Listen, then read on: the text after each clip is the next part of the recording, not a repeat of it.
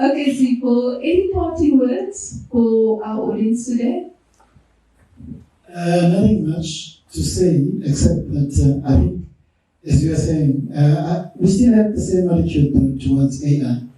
I don't think we take it serious, and I don't think we realize that 10 years, 5 years from now, we have to reinvent ourselves.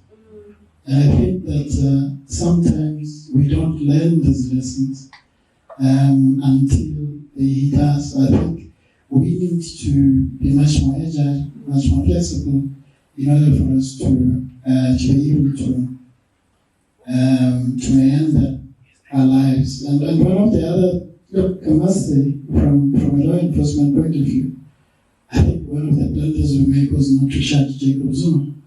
And I think we are living with the consequences of that now.